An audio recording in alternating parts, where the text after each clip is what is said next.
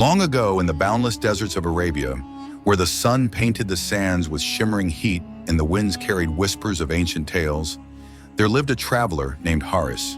He was a man of modest means but great heart, known in every village he passed for his humility and willingness to lend a helping hand. Haaris often journeyed alone, preferring the solace of the open desert and the company of the stars over the crowded chaos of bustling towns. Wherever his path led him, he would pause to aid those in need, believing that kindness was the greatest treasure one could share. One sweltering afternoon, the desert lay quiet under the sun's blazing fury. The golden dunes stretched endlessly, their curves broken only by the occasional mirage that danced on the horizon. As Haaris guided his weary camel over a ridge, something unusual caught his eye in the distance. Against the undisturbed sands, an abandoned caravan lay sprawled, its camels resting lazily with their reins dragging in the dirt. The sight was strange and unsettling. Why would a caravan laden with goods be left alone in the vast emptiness of the desert? Driven by both concern and curiosity, Haaris urged his camel forward. His instincts told him that something was amiss, yet his compassion outweighed any caution. As he drew closer, the details of the scene became clearer. The camels, though calm, appeared fatigued, their breasts labored and their bodies coated with a thin sheen of sweat. Around them lay sacks of dates, clay jugs filled with water, bolts of fine fabric, and even small chests adorned with golden trinkets, glinting under the harsh sunlight. Yet for all the wealth and supplies present, there was no sign of life. No merchants, no guards, no travelers. The silence was deafening. Haaris dismounted, his sandaled feet sinking into the hot, grainy earth. He walked cautiously among the scattered goods, his eyes scanning for any clue that might explain the eerie scene. The caravan's supplies were untouched, suggesting no sign of robbery, and the camels' behavior indicated they had not been abandoned long. The mystery deepened with every step. Where had the travelers gone? Why would they leave behind their animals and belongings in the middle of such a merciless landscape? Haaris felt a chill run down his spine, despite the desert's oppressive heat. Kneeling beside one of the camels, he checked its reins and murmured soothing words, hoping to calm the animal further. It blinked slowly, as if too exhausted to care about his presence. Haaris's gaze shifted back to the horizon, his mind racing with questions. Was this the work of bandits, or something far more sinister? Standing once more, he surveyed the area carefully, shielding his eyes against the blinding glare of the sun. The vast desert offered no answers, only the haunting echo of emptiness. Haaris tightened his grip on his staff and whispered to himself, "There is more to this than meets the eye. But if fate has led me here, perhaps it is for a reason." Summoning his resolve, Haaris decided to investigate further. Compassion for the missing travelers tugged at his heart, and he could not bring himself to leave the mystery unsolved.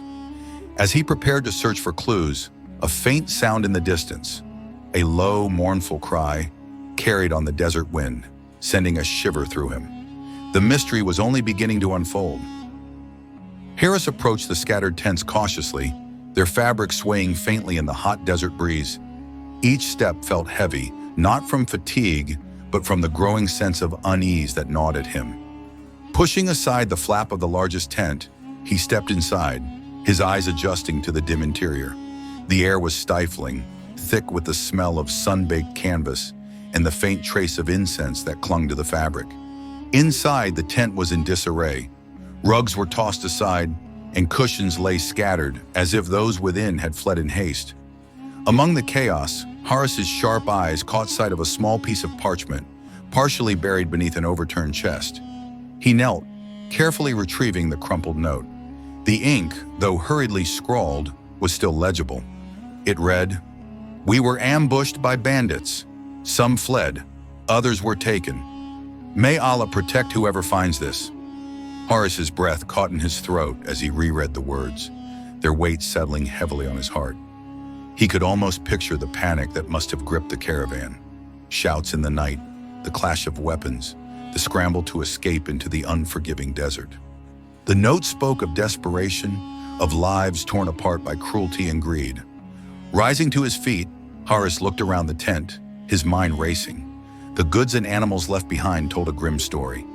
The attack had been swift and merciless, leaving the survivors no time to reclaim their possessions. Yet the harsh desert held little mercy for those who fled unprepared. Without water, shelter, or direction, their chances of survival were slim. He stepped back outside, the note clutched tightly in his hand. The camels lay nearby, their eyes half closed, oblivious to the turmoil that had unfolded around them. Haaris felt a surge of determination. Leaving the caravan unattended would only invite more misfortune. Bandits could return to claim what remained, or scavengers could harm the animals. Standing amidst the abandoned camp, Haaris made his decision. He could not walk away, leaving these remnants of tragedy to be swallowed by the desert. He whispered a quiet prayer under his breath. Ya Allah, guide me to do what is right. With renewed resolve, he prepared to take action, knowing he was now part of a story written by fate. Haaris stood amidst the abandoned caravan, the sun dipping low on the horizon and painting the golden dunes with hues of amber and crimson. As the evening breeze stirred the desert sands, he made a decision born not of greed, but of compassion. Though the goods around him were valuable, their rightful owners had already paid a heavy price. Haaris resolved not to take anything for himself. Instead, he turned his attention to the frightened camels, their dark eyes wide with unease. With gentle words and patient hands, he led them closer to the camp, tying their reins securely to stakes he hammered into the ground. He checked their saddles and packs, ensuring none were too tightly strapped, and gave them water from the jugs left behind. The animals, sensing his calm, began to relax. Next, Haaris turned to the scattered goods.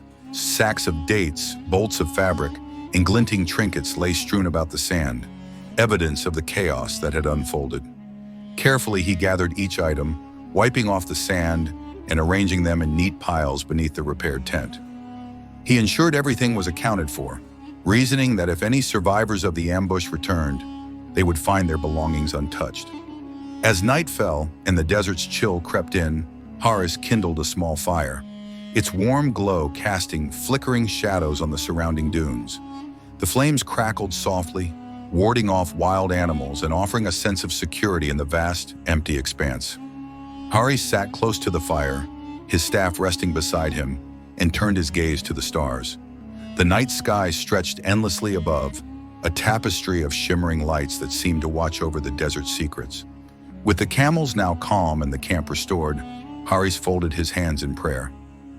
He spoke quietly, his voice carrying his hopes into the stillness of the night. Ya Allah, grant safety to those who have suffered here. Guide them back to their belongings and protect them from further harm. As the hours passed, Haaris remained vigilant, listening for any sound of approaching footsteps or distant cries. Though his body ached from the day's toil, his heart felt at peace. The desert had tested his resolve, and he had chosen compassion over self-interest. Under the canopy of stars, Haaris became a silent guardian of the abandoned camp, his actions a testament to the goodness that could still thrive in the harshest of landscapes. As the first rays of dawn crept over the horizon, casting a golden glow across the desert, Haaris sat by the dying embers of his fire, his gaze fixed on the vast expanse before him. The night had been long and silent, save for the occasional rustle of the wind against the sand. Just as he began to wonder about the fate of the caravan's owners, movement caught his eye. A faint group of figures emerging from the distant dunes. Haaris rose to his feet, shielding his eyes from the morning sun. The figures grew clearer with each passing moment. A small group of travelers, their steps unsteady and their clothes torn. Their faces bore the marks of exhaustion and despair, the harrowing toll of their ordeal evident in every weary movement. Leading them was an elderly man with a weathered face in a stooped posture, but his eyes carried a glimmer of determination. When the group reached the camp and saw the camels, goods, and restored tent, they froze in disbelief. The elderly man, overwhelmed by the sight of their intact caravan, fell to his knees. Tears streamed down his face as he raised his hands in gratitude. "Who are you, kind stranger?" he asked, his voice trembling with emotion. "What soul would guard the belongings of strangers in such a place?" Haaris stepped forward and gently helped the man to his feet. His expression was calm, his humility unwavering. "I am but a traveler," Haaris said softly, "one who happened upon your caravan. I merely did what any man of faith and decency should do. The group surrounded Haaris, their relief palpable. The elderly man, now steadied, explained their plight. They had been attacked by ruthless bandits who struck swiftly and without warning. Amid the chaos, some had managed to flee into the desert, carrying nothing but their lives. They had wandered through the dunes, praying for guidance, yet fearing they would find nothing but ruins upon their return. But instead, the man said, his voice breaking, we find our goods untouched, our animals safe, and a fire still burning. You, noble stranger, have shown us a kindness we did not dare hope for. Haaris placed a reassuring hand on the man's shoulder. The desert tests all who cross it, but it also offers lessons to those who listen. May Allah continue to protect you on your journey. The travelers, now reunited with their caravan, expressed their endless gratitude. They offered Haaris a share of their goods, but he politely declined, saying, what I have gained from this is far more valuable than wealth. As the sun rose higher in the sky, illuminating the once abandoned camp, Haaris bid the caravan farewell. With their hope restored and their journey renewed, they watched as the humble traveler disappeared over the dunes, his figure becoming one with the endless sands of the desert.